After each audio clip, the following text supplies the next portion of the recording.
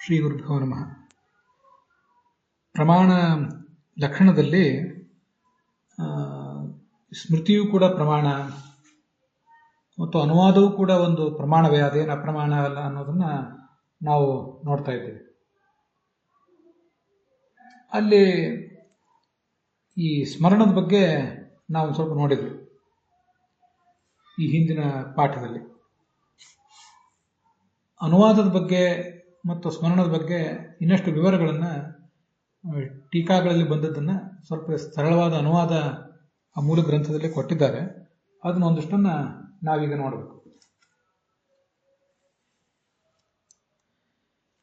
ಈ ಪ್ರಾಭಾಕರ ಮೀಮಾಂಸಕರಲ್ಲಿ ಪ್ರಭೇದಗಳಿವೆ. ಅಲ್ಲಿ ಪ್ರಾಭಾಕರರು ಅಂತ ಒಬ್ಬರು ಮೀಮಾಂಸಕರು. ಅನುವಾದ ಅನ್ನೋದು ಅಪ್ರಮಾಣ, ಹಾಗೆ ಸ್ಮರಣವೂ ಕೂಡ ಪ್ರಮಾಣ ಅಲ್ಲ ಅಂತ ಹೇಳ್ತಾರೆ. ಇದು ಅನುವಾದ ಪ್ರಮಾಣ ಅಲ್ಲ ಯಾಕೆ ಅಂದರೆ, ನಾವು ಕಳೆದ ಪಾಠದಲ್ಲಿ ನೋಡಿದ್ದೇವೆ, ಪ್ರಮಾಣಗಳು ಪ್ರಮಾಣ ಅಂತ ಆಗಬೇಕಾದ್ರೆ ನಮಗೆ ಗೊತ್ತಿಲ್ಲದೇ ಇದ್ದ ವಿಷಯವನ್ನು ತಿಳಿಸ್ಬೇಕು. ಸ್ಮೃತಿ ಮತ್ತು ಅನುವಾದ ಎರಡೂ ಕೂಡ ಮೊದಲೇನು ತಿಳಿದಿದೆ ಅದನ್ನೇ ತಿಳಿಸ್ತದೆ. ಈ ಸಂಸ್ಕೃತದಿಂದ ಕನ್ನಡಕ್ಕೆ ಅನುವಾದ ಮಾಡಿದರೆ ಸಂಸ್ಕೃತದ ಗ್ರಂಥ ಏನು ಹೇಳ್ತದೆ ಅದನ್ನೇ ಅನುವಾದ ಹೇಳ್ತದೆ. ಹೀಗೆ ಅನುವಾದ ಅನ್ನುವುದು ತಿಳಿದದ್ದನ್ನೇ ತಿಳಿಸುವುದರಿಂದ ಅದು ಹಾಗೆ ಸ್ಮರಣವೂ ಕೂಡ ನಮಗೇನು ಮುಂಚೆ ತಿಳಿದಿತ್ತು ಅದನ್ನೇ ತಿಳಿಸ್ತದೆ. ಆದ್ರಿಂದ ಅವೆರಡು ಅಪ್ರಮಾಣಗಳು ಅಂತ ಅವರ ವಾದ. ಆದ್ರಿಂದ ಪ್ರಮಾಣ ಅಂದ್ರೆ ಏನು? ಪ್ರಮಾಣ ಅಂದ್ರೆ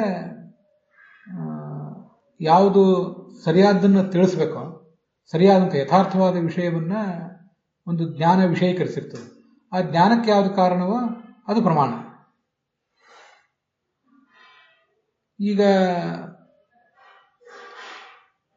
ನಮಗೆ ನಮ್ಮ ಸಿದ್ಧಾಂತಕ್ಕೆ ಅನುಸಾರವಾಗಿ ಏನು ಹೇಳಬೇಕು, ಅದು ತಮ್ಮ ವಾದವನ್ನು ಅವ್ರು ಹೇಳಿದರು. ಆದರೆ ನಾವು ಹೇಳ್ತೇವೆ ಪ್ರಮಾಣ ಅದು ವಿಷಯ ಅನ್ನೋದು ಮೊದಲು ತಿಳಿದಿದೆಯೋ ತಿಳಿದಿಲ್ವೋ ಅನ್ನೋದೇನು ಮುಖ್ಯ ಅಲ್ಲ. ಜ್ಞಾನ ಯಥಾರ್ಥ ಆಗಿದ್ರೆ ಸಾಕು. ಜ್ಞಾನ ವಿಷಯವನ್ನು ಸರಿಯಾಗಿ ವಿಷಯೀಕರಿಸಿರ್ಬೇಕು. ಅಂಥ ಜ್ಞಾನವನ್ನು ಪ್ರಮಾಣ ನಮಗೆ ತಿಳಿಸಿಕೊಟ್ರೆ ಅದನ್ನು ಪ್ರಮಾಣ ಅಂತಲೇ ಹೇಳ್ತೇವೆ.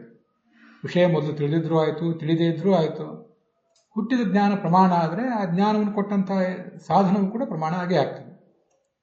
ಈಗ ಬೆಂಕಿಯಿಂದ ಚಳಿ ಹೋಗ್ತದೆ, ಚಳಿಯ ಉಪಟಳ ಕಡಿಮೆ ಆಗ್ತದೆ ಅಂತ ನಮ್ಗೆ ಗೊತ್ತಿದೆ, ನಾವು ಅನುಭವದಿಂದ ಗೊತ್ತಿದೆ.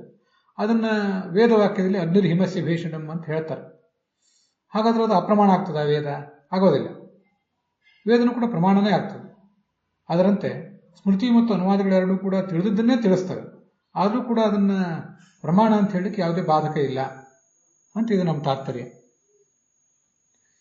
ಹಾಗೆ ಸ್ಮರಣದ ಬಗ್ಗೆನೂ ಕೂಡ, ಸ್ಮರಣದ ಬಗ್ಗೆ ನಮ್ಗೆ ಏನು ಬರೋದು, ಅಂಥ ಒಂದು ಊರಿನಲ್ಲಿ ಈ ಒಂದು ಕಾಲದಲ್ಲಿ ಈ ವಸ್ತು ಇತ್ತು ಅಂತ ಸ್ಮರಣೆ ಬರ್ತದೆ. ಅಂದ್ರೆ ಸ್ಮರಣ ಅನ್ನೋದು ಮಾಡುವ ಕೆಲಸ ಏನು? ಒಂದು ವಸ್ತು, ಆ ವಸ್ತುವಿಗೆ ದೇಶ ಮತ್ತು ಕಾಲದ ಸಂಬಂಧವನ್ನು ತಿಳಿಸ್ತದೆ. ಆ ವಸ್ತು ಈಗಿನ ಕಾಲದಲ್ಲಿ, ನಾವು ಈಗ ನೋಡ್ತಿರುವ ಕಾಲದಲ್ಲಿ ಹಾಗಿರ್ಬೇಕಾಗಿಲ್ಲ ಅದು. ಉದಾಹರಣೆಗೆ 2026ನೇ ಇಸ್ವಿ ಜನವರಿ 30ನೇ ತಾರೀಕು ಈಗ ನಾವು ಒಂದು ಯಾವುದೋ ವಿಷಯವನ್ನು ನೆನಪು ಮಾಡಿಕೊಂಡು, ಒಬ್ಬ ವ್ಯಕ್ತಿಯನ್ನು ನೆನಪು ಮಾಡಿಕೊಂಡು, ಆ ವ್ಯಕ್ತಿ 2016ನೇ ಇಸ್ವಿಯಲ್ಲಿ ಒಂದು ದೇಶದಲ್ಲಿ ಇದ್ದ. ಅವನನ್ನು ನಾವು ಇವತ್ತು ನೆನಪು ಮಾಡಿಕೊಂಡು, ನಾವಿವತ್ತು ನೆನಪು ಮಾಡಿಕೊಂಡ್ರೆ ಅದು ಅಪ್ರಮಾಣ ಆಗ್ತದೆ ಅಂತ ಮೀಮಾಂಸಕರು ಅಂತಾರೆ. ಆದರೆ ಅಪ್ರಮಾಣ ಏನಲ್ಲ. ಯಾಕೆ ಅಂದರೆ ಅದು ಅವ್ರು ಹೇಳೋದೇನು ಮೀಮಾಂಸಕರು, ಅದು ಆವಾಗ ಆ ದೇಶದಲ್ಲಿ ಆ ಕಾಲದಲ್ಲಿ ಅವನಿದ್ದ, ಈಗ ಅದನ್ನು ಹೀಗೆ ತಿಳಿಸಿದ್ರೆ ಅದು ಅಪ್ರಮಾಣ ಆಗ್ತದಲ್ಲ ಅಂತ ಅವ್ರ ಪ್ರಶ್ನೆ ಇದೆ. ಅದಕ್ಕೆ ನಾವು ಹೇಳ್ತೀವಿ, ನಾವು 16ನೇ ಇಸ್ವಿಯಲ್ಲಿ ನೋಡಿದ ವ್ಯಕ್ತಿಯನ್ನು ನೆನಪು ಮಾಡಿಕೊಂಡಾಗ ನೆನಪು ಏನು ಹೇಳ್ತದೆ ನಮಗೆ?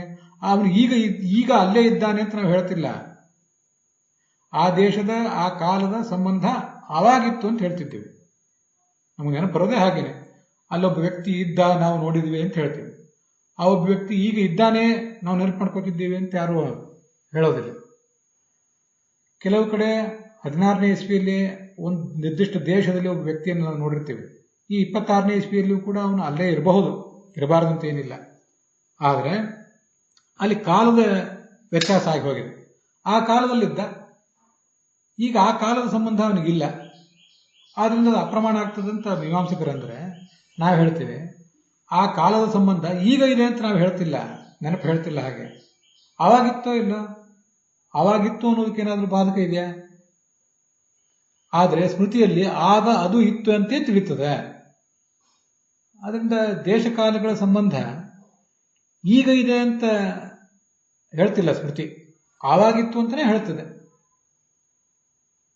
ಸ್ಮೃತಿ ಅಪ್ರಮಾಣ ಆಗುವುದು ಯಾವಾಗ?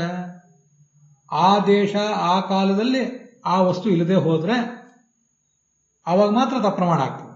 ಈ ದೇಶದಲ್ಲಿ ಈ ಕಾಲದಲ್ಲಿ ಅದಿಲ್ಲದೆ ಹೋದ್ರೆ ಏನು ಸಮಸ್ಯೆ ಇಲ್ಲ. ಯಾರಿಗೂ ಕೂಡ ಹಿಂದೆ ಹೇಗಿತ್ತೋ ಹಾಗೇನೇ ಈಗ ಇದೆ ಅಂತೂ ಯಾರಿಗೂ ನೆನಪಿಗೆ ಬರೋದಿಲ್ಲ. ಆ ಊರಿನಲ್ಲಿದ್ದ, ಆ ಊರನ್ನು ಬಿಟ್ಟು ಈ ಊರಿಗೆ ಬಂದಿರ್ತಾನೆ ಕೆಲವು ಸರಿ, ಅಥವಾ ಅದೇ ಊರಿನಲ್ಲಿದ್ದರೂ ಕೂಡ ಕಾಲದ ಸಂಬಂಧ ಅಂತೂ ತಪ್ಪಿ ಹೋಗೇ ಇದೆ. 16ನೇ ಇಸ್ವಿಯಲ್ಲಿ ಅವನು ಅಲ್ಲಿ ಇದ್ದ ಅಂತ ಹೇಳ್ತೀವಿ ನಾವು. 16ನೇ ಇಸ್ವಿಯಲ್ಲಿ ಅವನು ಅಲ್ಲಿ ಇದ್ದಾನೆ ಅಂತ ಯಾರು ಹೇಳ್ತಾರ? ಹಾಗೆ ನೆನಪಿಗೆ ಬರ್ತದ? 26ನೇ ಇಸ್ವಿಯಲ್ಲಿ ಇಂಥ ಊರಿನಲ್ಲಿ ಇಂಥ ನಗರದಲ್ಲಿ ಒಬ್ಬ ವ್ಯಕ್ತಿ ಇದ್ದಾನೆ ಅಂತ ಯಾರು ಪ್ರತ್ಯಕ್ಷದಿಂದ ಹೇಳ್ತಾರೆ. ಪ್ರತ್ಯಕ್ಷದಿಂದ ಹೇಳುವಂತೆ 16ನೇ ಇಸ್ವಿಯಲ್ಲಿ ಇಂಥ ಊರಿನಲ್ಲಿ ಒಬ್ಬ ವ್ಯಕ್ತಿ ಇದ್ದಾನೆ ಅಂತ ಯಾರು ಹೇಳ್ತಾರ? ಹಾಗೆ ಬಂದಿದೆ ಅಪ್ರಮಾಣ ಆಗ್ತದೆ. ಹಾಗೇನು ಬಂದಿಲ್ಲ. ಆದ್ರಿಂದ ಇದು ಸ್ಮೃತಿಯೂ ಕೂಡ ಅಪ್ರಮಾಣ ಅಲ್ಲ, ಅದು ಪ್ರಮಾಣವೇ. ಅನುವಾದವು ಕೂಡ ಪ್ರಮಾಣವೇ ಅಂತ ಅದರ ತಾತ್ಪರ್ಯ. ಅದು ನಮ್ಮ ಮನಸ್ಸು ಹೇಗೆ ಮಾಡ್ತದೆ ಅಂದ್ರೆ, ಮನಸ್ಸಿಗೆ ಅದೆಲ್ಲ ಎಲ್ಲಿ ಶಕ್ತಿ ಇದೆ? ಪ್ರಶ್ನೆ ಬರ್ತದೆ ನಮ್ಗೆ. ಕಣ್ಣು ಎದುರುಗಡೆ ಇರೋದನ್ನು ಗ್ರಹಿಸ್ತದೆ.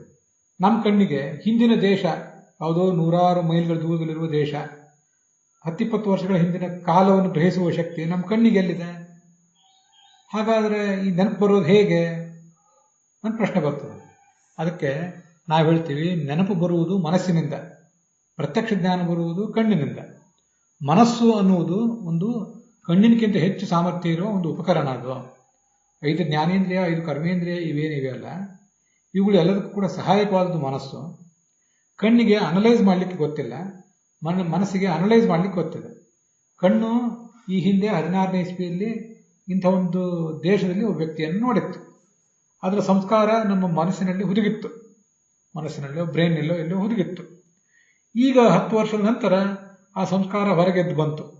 ಆವಾಗ ಮನಸ್ಸು ಅದನ್ನ ಅನಲೈಸ್ ಮಾಡ್ತದೆ. ಏನಂತ? 16ನೇ ಇಸ್ವಿಯಲ್ಲಿ ಆ ದೇಶದಲ್ಲಿ ಒಬ್ಬ ವ್ಯಕ್ತಿ ಇದ್ದ ಅಂತ ಹೇಳ್ತದೆ. ಕಣ್ಣು ಇದ್ದ ಅಂತ ಹೇಳ್ತಿರೋದಲ್ಲಲ್ಲಿ, ಕಣ್ಣಿಗೆ ಎಲ್ಲ ಶಕ್ತಿ ಇಲ್ಲ, ಅದಿರೋದು ಮನಸ್ಸಿಗೆ ಮಾತ್ರ. ಅದಕ್ಕೆ ಮನಸ್ಸು ಅದನ್ನು ಗ್ರಹಿಸುವ ಸಾಮರ್ಥ್ಯ ಇದೆ ಮನಸ್ಸಿಗೆ. ಅದು ಹೇಗೆ ಬಂತು ಸಾಮರ್ಥ್ಯ ಅಂದ್ರೆ ಸಂಸ್ಕಾರದಿಂದ ಬಂತು. ಹೀಗೆ ನಮಗೆಲ್ಲರಿಗೂ ಕೂಡ ಅನುಭವ ಬಂದಿದೆ. ನಮ್ಮ ಬಾಹ್ಯೇಂದ್ರಿಯಗಳು, ಕಣ್ಣು, ಕಿವಿ, ಮೂಗು ಇವೆಲ್ಲ ಎದುರುಗಡೆ ಇರುವ ವಸ್ತುವನ್ನೇ ಗ್ರಹಿಸ್ತವೆ, ಹೌದು. ಆದರೆ ಮನಸ್ಸು ಮಾತ್ರ ಆಗಿ ಹೋದ ವಿಷಯವನ್ನೂ ಗ್ರಹಿಸ್ತದೆ. ಇದಕ್ಕೇನು ತಪ್ಪಿಲ್ಲ, ಇದಕ್ಕೇನು ದೋಷ ಇಲ್ಲ ಅಂತ ನಮ್ಮ ತಾತ್ಪರ್ಯ. ಅಲ್ಲಿಗೆ ಇವತ್ತಿನ ಭಾಗ ಸಮಾಪ್ತ ಆಗಿದೆ.